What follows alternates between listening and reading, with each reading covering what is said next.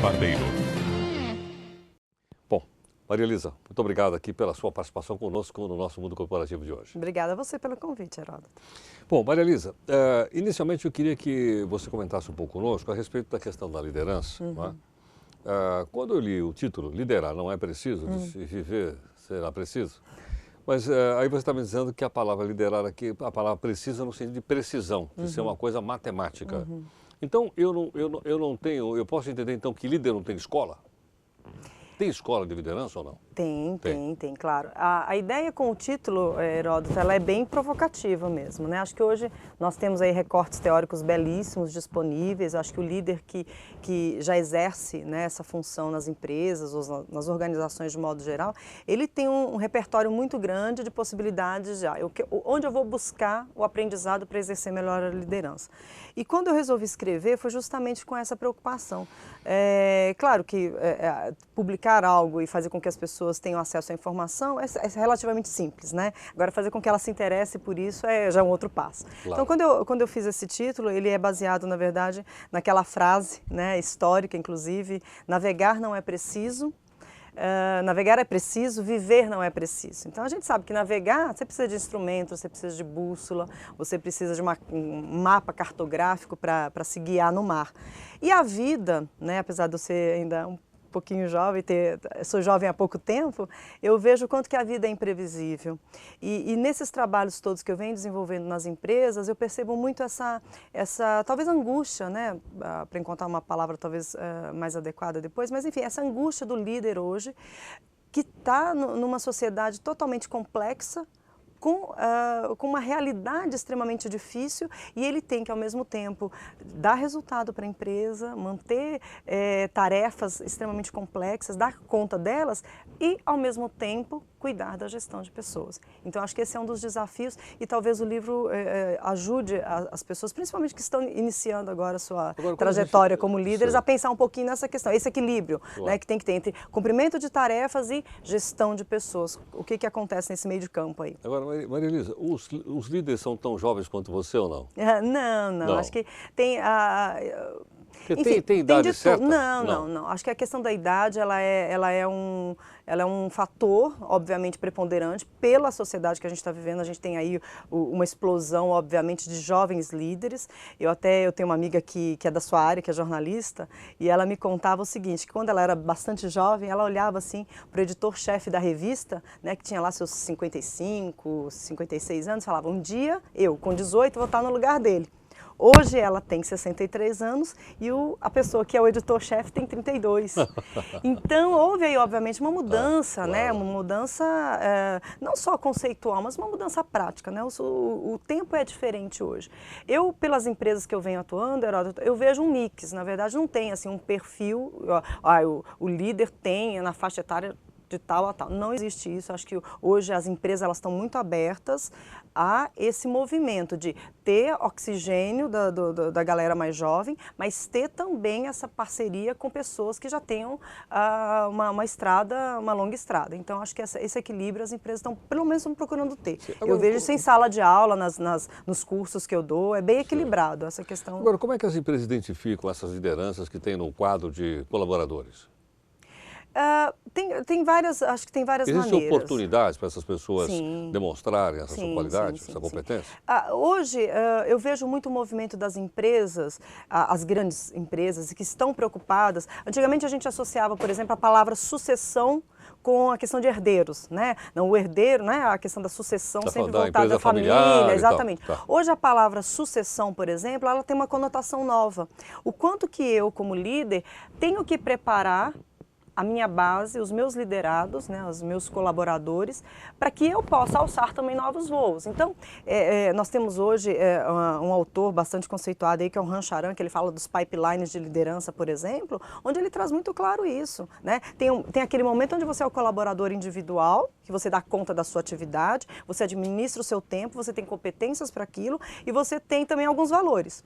A hora que você é alçado à condição de líder, o que ele chama de Pipe 1, você é alçado à condição de líder de pessoas, líder de equipes, você tem que, às vezes, abrir mão daquela mão na massa que você tinha, né?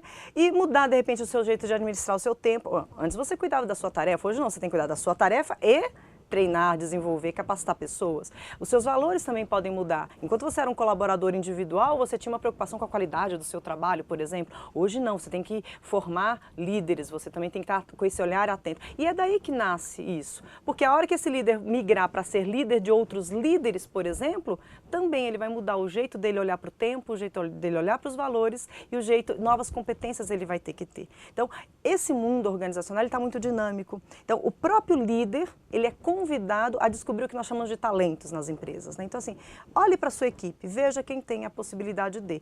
E as empresas vêm fomentando isso, vêm incentivando isso, até para ter esse processo de sucessão de uma maneira muito mais estruturada, mais organizada. Eu acho que assim, as grandes empresas estão pensando nisso e as pequenas e médias estão começando a se preocupar também com isso. Pelo menos os meus clientes, eu venho percebendo muito esse movimento de formação, né? Quando você identifica um sucessor, ao mesmo tempo você não está colocando o seu cargo em risco? Porque, veja, eu não pretendo continuar subindo na hierarquia da empresa, mas no momento que eu crio um sucessor, não é? Eu estou criando uma pessoa que pode ficar no meu lugar, mesmo que eu não seja promovido. Aí eu vou ser promovido para a rua. Não. Aí que tá. Aí que entra toda uma organização que a empresa tem que ter, né? Eu acho que a empresa, as empresas que realmente estiverem com esses planos de sucessão bem desenhados, bem azeitados, elas vão ter possibilidade, sim. Às vezes a pessoa não tem como crescer verticalmente, mas ela tem como migrar de setor, novos negócios. Então, eu percebo muito assim, os líderes mais experientes sendo mentores, sendo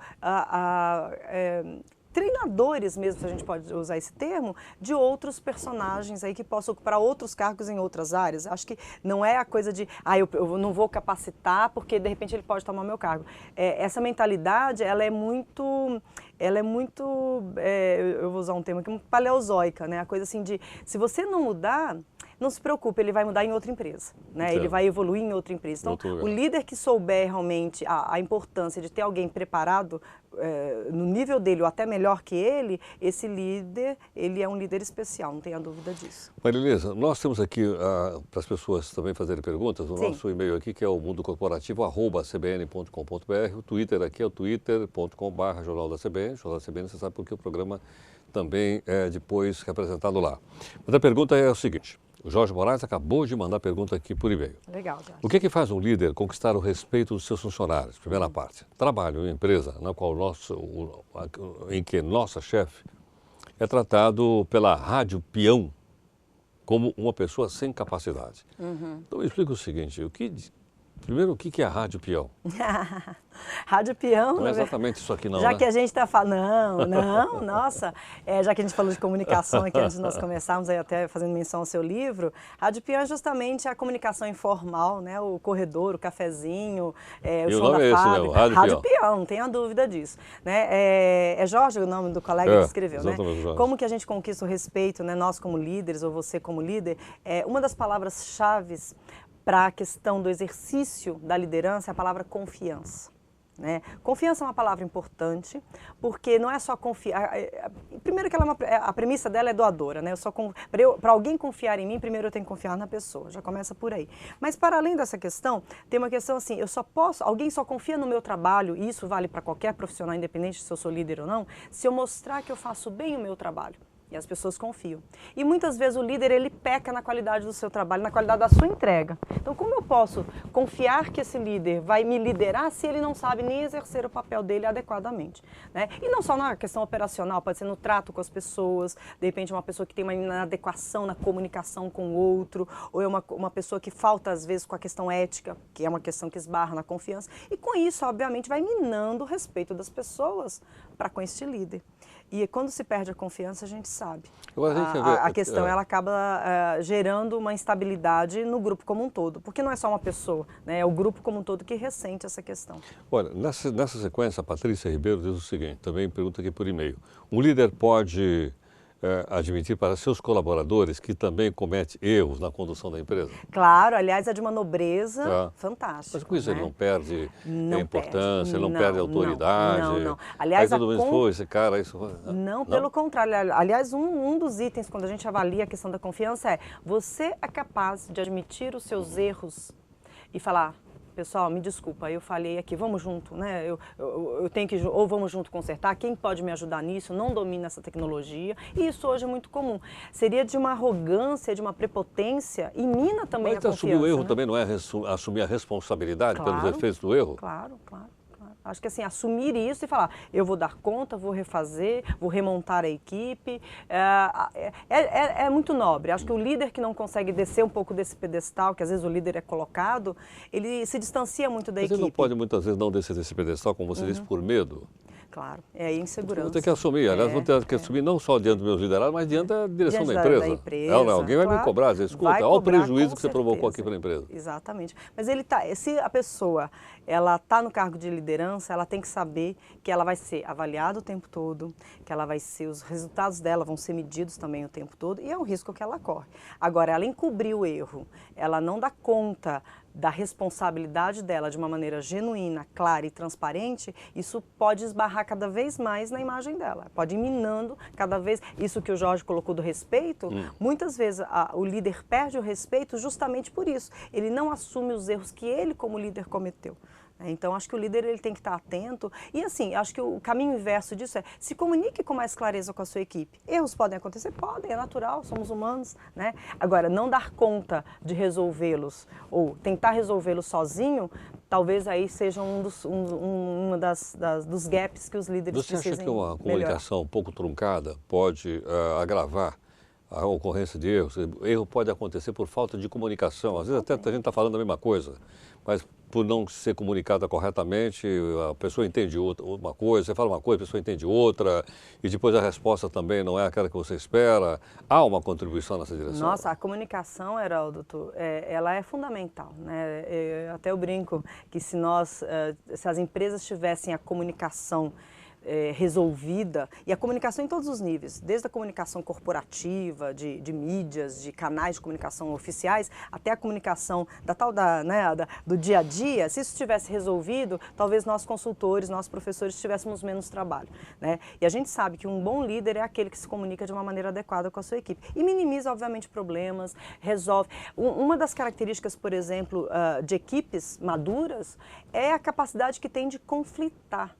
Né, de colocar a comunicação assim, não é confronto, não é briga, não é discórdia, o conflito saudável, de colocar na mesa, olha, não concordo com você nesse projeto, olha, sabe por quê? Por causa disso e disso. Isso é uma comunicação transparente.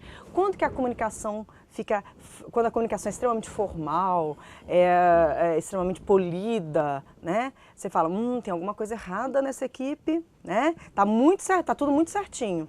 Né? Claro que aqui eu não estou suscitando, né, que os colegas aí briguem com os outros, mas não, é ter a comunicação o mais clara, o mais respeitosa possível, colocando abertamente quais são os seus pontos de vista diante dos colegas. É dizer o quanto você é diferente do outro, e o outro também tem essa possibilidade de dizer que ele é diferente, para que a equipe funcione bem e esse líder possa aproveitar o que essa equipe tem de melhor. Eu acho que essa é a grande vantagem. O líder que se comunica bem, ele está um passo, anos-luz aí na frente de outro. Ao meu lado está aqui Maria Luísa Moreira. Maria Luísa trouxe aqui, o mote da nossa conversa, Liderar Não É Preciso, esse livro que você está vendo aí, olha, publicado pela editora Paulinas, e o subtítulo é Um Guia Prático para o Dia a Dia dos Líderes. E vem aí uma bússola, inclusive, que é para a gente não se perder nem na liderança e nem aqui na nossa entrevista. Maria Luísa, eu tenho visto você falar várias vezes, dizendo o seguinte, o líder tem que estar sempre preocupado, porque está constantemente avaliado, constantemente ele avalia a pessoa, constantemente ele está sendo cobrado, constantemente ele tem que apresentar uma série de constante. Qual é a estabilidade psicológica que tem que ter uma pessoa para estar nesse ritmo de atividades que você descreveu aqui na nossa primeira parte do programa? O nível de estabilidade é elevadíssima, né? E a gente até acaba olhando um pouco para alguns referenciais teóricos e práticos da questão do nível de estresse desses profissionais no mundo do trabalho, né? Essa pessoa que exerce o cargo de liderança, ela é convidada a experimentar diariamente, Heródoto, o exercício. Primeiro que assim, ela tem que se conhecer, ela tem que saber qual é o limite dela de pressão, o limite emocional, né? O quanto que ela aguenta lidar com situações desafiadoras, né? E as equipes hoje, elas são equipes que pensam, elas são equipes que questionam as lideranças. O líder, ele tem que ter uma estabilidade emocional altíssima, né? Porque senão ele vai ter aí, quando nós fazemos, por exemplo, medições de estresse, a gente mede 2 eixos, né? A gente mede o estresse físico e o estresse psicológico. E a gente tem percebido hoje nos estudos que nós temos feito com lideranças que o nível de exaustão, por exemplo, são 3 gradientes, né? O nível, enfim, no primeiro momento de alerta, de resistência e de exaustão. E a gente percebe que a maioria dos líderes estão no nível de exaustão psicológica e alerta físico, ou seja, até aguenta fisicamente. Vira à noite, trabalha, mas psicologicamente muitos líderes estão realmente aí em estado que para nós psicólogos organizacional é uma questão gravíssima, porque nós somos muito preocupados com a questão da saúde do trabalhador, né, em todos os níveis. Né? Inclusive do líder. E claro, né, o trabalhador, quando a gente pega, é amplo espectro, né, claro. do operário da fábrica até o CEO da empresa. Esse, né, são pessoas do mundo do trabalho. Nós estamos realmente bastante preocupados, estamos em situação de alerta, né, para fazer a mesma analogia com a pesquisa, no sentido assim, de tentar entender o que pode minimizar isso na vida desse profissional. Agora, esse líder que você acabou de descrever, que é um líder assim, estressado com essa exaustão, sim. Talvez venha ao encontro da pergunta do Rogério Souza dizendo o seguinte: eu ouço os teóricos em recursos humanos de que a tendência hoje nas empresas é de líderes que saibam dialogar e tratar seus colaboradores com respeito, mas a realidade, dizer aquilo, é diferente. O que mais encontro são chefes truculentos que gritam e nunca ouvem seus funcionários. Quer dizer, só pode estar estressado, né? O que é verdade, afinal, a respeito do verdadeiro líder? Pergunta aqui o Rogério. Nossa, obrigada, Rogério, aí pela questão. É o seguinte, nós estamos trabalhando para que esse líder tenha essa consciência. Para quem você trabalha? Para o líder ou para a empresa? Eu trabalho, na verdade, para os dois, né? Quem me contrata é a empresa, e as empresas que têm nos contratado, não só a mim como outros colegas, é justamente com essa preocupação. Sim. Óbvio que nós não estamos falando aqui de convento, né? Todo mundo, obviamente, tem aí o seu desafio financeiro, né? O seu faturamento, etc. Tem aí desafios altos e cada vez mais elevados. Mas nós somos convidados para fazer com que esse líder esteja alinhado, né? Em alguns programas seus aqui, vieram outros colegas falar de valores, o quanto que o valor, a missão tem referência no dia a dia do trabalho desse líder. Mas é muito interessante olhar o seguinte, esse líder ele é convidado hoje, com o mundo que a gente tem, a respeitar as pessoas. Nós tivemos modelos históricos onde se falava muito assim, o líder tem que ter personalidade para ser líder. Só vai ser líder aquele cara que tiver personalidade. Isso é anos 40, 50, era esse o modelo. E aí assim... Personalidade quer dizer que fosse truculento, é isso? Não, que tivesse o jeitão para fazer isso. O jeitão. O jeitão para liderar, né? Não era nem líder, ela era chefe, né? A pessoa tem personalidade para ser chefe. Hoje a gente olha e vê que essas pessoas que muitas vezes ainda permanecem com esse comportamento, esqueceram de fazer o salto histórico. Então pode ser que lá no passado este modelo funcionasse. Hoje não funciona mais. Então essa pessoa, generosamente por ela e pelas pessoas que estão convivendo com ela tem que conseguir fazer essa mudança, Heródoto, porque assim ninguém mais aceita. Não é? Não aceita. Agora para fazer essa mudança... E isso que o Rogério, né, que o Rogério está falando, infelizmente é uma verdade. Há pessoas que ainda... E isso, na verdade, tem um nome já até científico, que é chamado o bullying corporativo. Chama bullying corporativo? Ou assédio moral. Né? Então hoje as empresas, por exemplo, tem empresas que têm ouvidoria. E a maioria dos funcionários que se sentem agredidos moralmente, emocionalmente, estão denunciando chefes truculentos. Então, esse dinossauro, ele já não deveria existir mais, né? Mas se existe ainda, é porque certamente é uma pessoa que precisa de ajuda, né? Precisa de alguém que possa orientá-la nesse sentido e que tem que cair a ficha. Ela está num mundo onde as pessoas querem respeito. Se ela não está tendo isso, ela não é um bom líder. Isso certamente. Agora, e aqueles que a gente diz que têm pavio curto? Tem uns o pavio que curto, mesmo, não é verdade? Quer dizer, logo ele vai de 0 a 100 assim em 30 segundos. Em 30 segundos.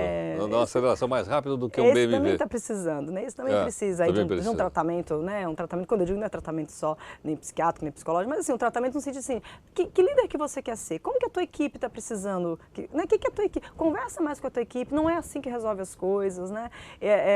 Não é tão romântica, né? Eu não quero vender uma imagem romântica do líder rosa clarinho, não, a liderança é rosa choque, né? Então assim, a coisa é realmente, o dia a dia, a pressão está muito grande sobre os líderes. E muitas vezes esse do pavio curto, o movimento que ele faz para responder à pressão é diferente de um outro que já se conhece, sabe que ele lida com pressão de um outro jeito, ele administra o tempo dele de um jeito que ele consegue ele fazer a gestão de pessoas e também olhar para os desafios lá da área dele de uma maneira equilibrada. Vai ter uma hora que ele vai explodir, mas ele consegue que a equipe mantenha o respeito. Esse líder que pavio curto ou esse truculento, ele vai, aquele respeito que você me perguntou no bloco anterior, ele vai minando isso. E aí a equipe, e um detalhe, Heródoto, a pessoa quando ela sai da empresa, não é que ela pede demissão da empresa, não. Às vezes ela pede demissão, meu querido, do chefe dela, do líder dela.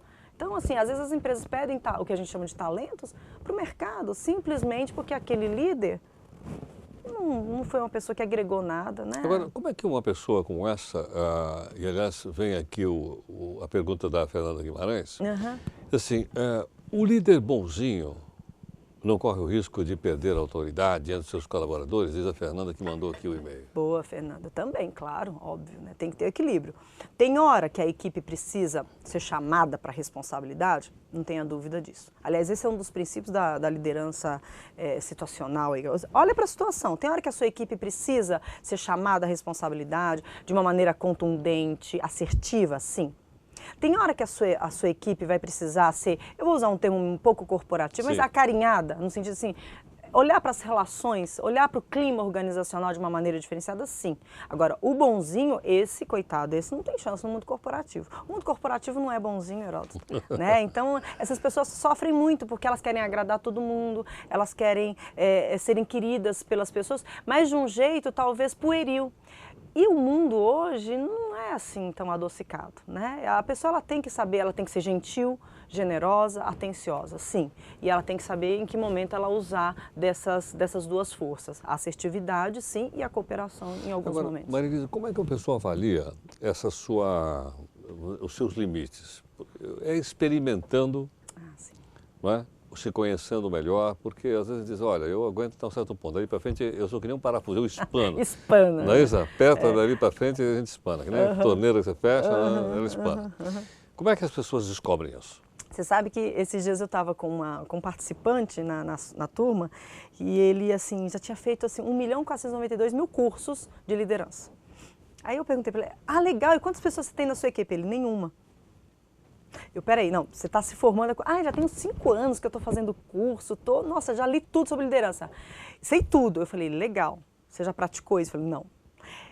É cair e fazer o trabalho, né? Cair na roda e fazer o trabalho como tem que ser. Experimentando, acertando, conhecendo as pessoas, se conhecendo em primeiro lugar, não tenha dúvida disso. A pessoa que é líder, ela se tem nas mãos de uma maneira espetacular. Ela se reconhece como líder ou não?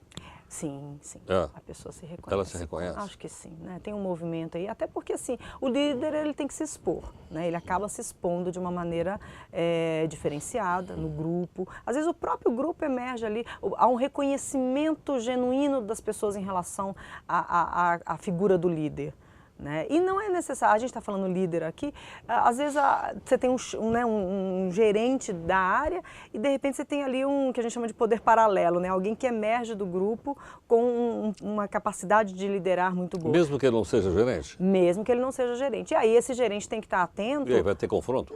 Às vezes sim, né? Às vezes sim, se não tiver espaço para esse talento se desenvolver. Às vezes não, se o gerente for habilidoso, ele consegue trazer essa pessoa para perto de si, ajudando ainda mais a se formar como líder, né? Até minimiza um pouco às vezes o peso do trabalho operacional que ele teria que fazer. Você acha que ele pode dividir? Ele delega, claro, ele pode dividir isso tranquilamente, tá? Mas aí requer maturidade, requer autoconhecimento, requer autoconfiança, né? Esse líder tem que confiar. Olha, eu estou te desenvolvendo, né? Pode ser aqui para a empresa e pode ser para o mercado, claro, né? Sem dúvida.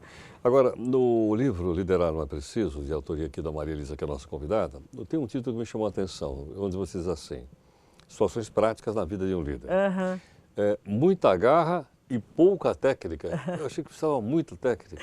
Não, é assim, aí eu trago no livro, Heródoto, 4 situações, e são situações que todas elas, claro, existem inúmeras situações pelas quais um líder pode passar, mas aqui eu pensei 4 da seguinte maneira, imagina o seguinte, você tem uma equipe que está super motivada para fazer alguma coisa, aí até eu dei exemplo de uma equipe de basquete, de meninas, de moças, jovens, e elas têm toda a vontade de jogar e tem o campeonato no final do ano.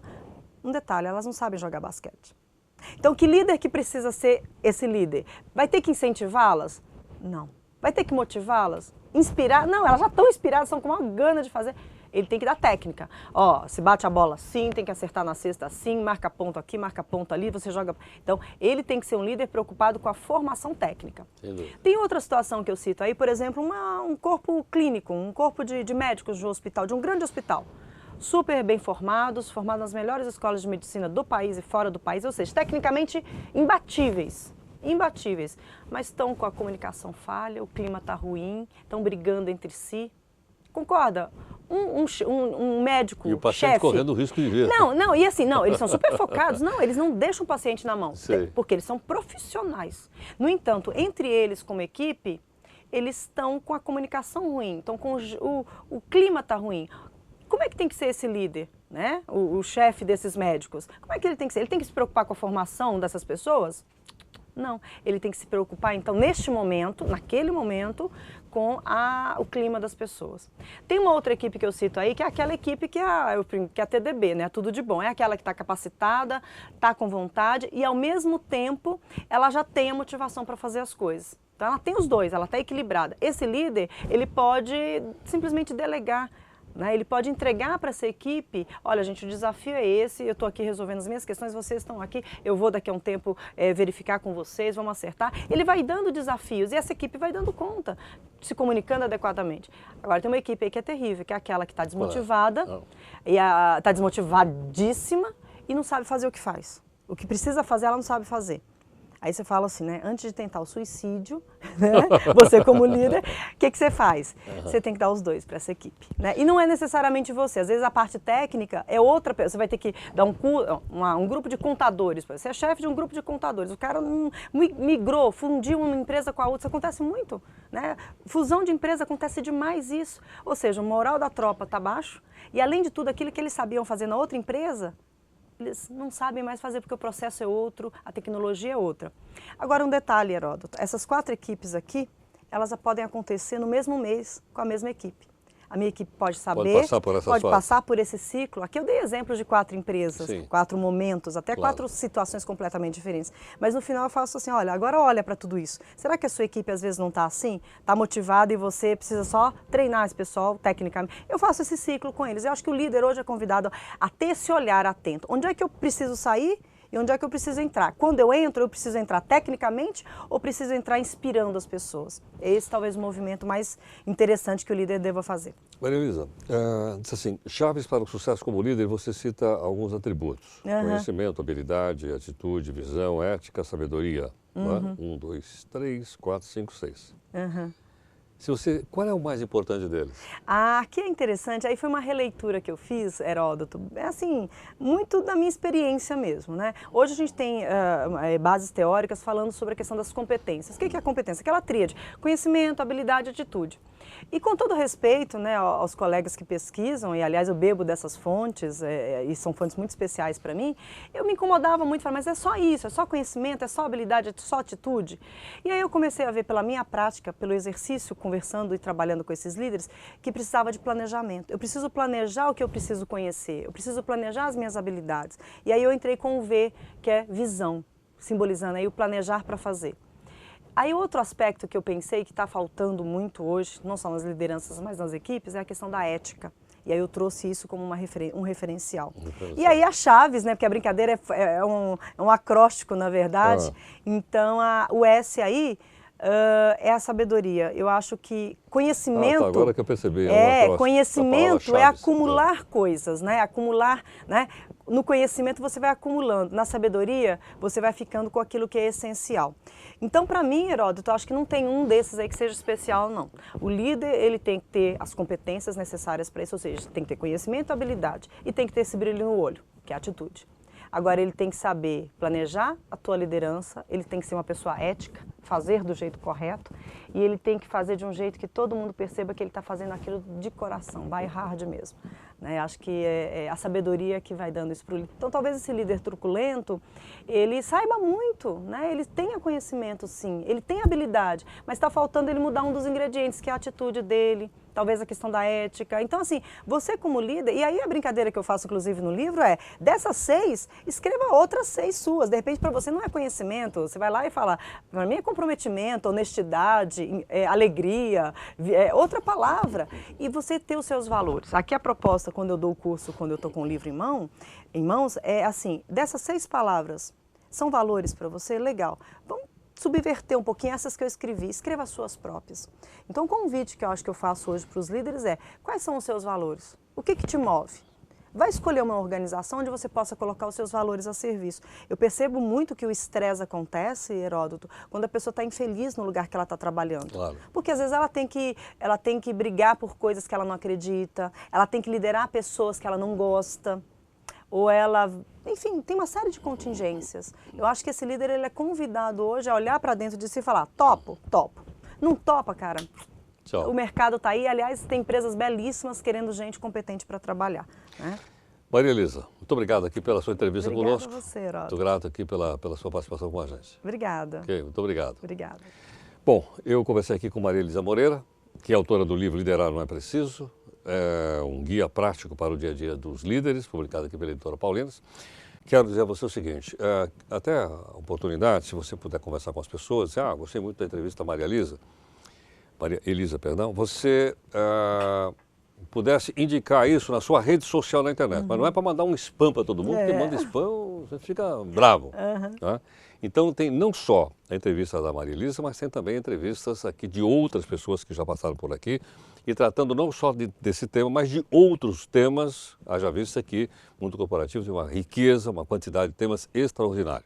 Então fica aí essa sugestão.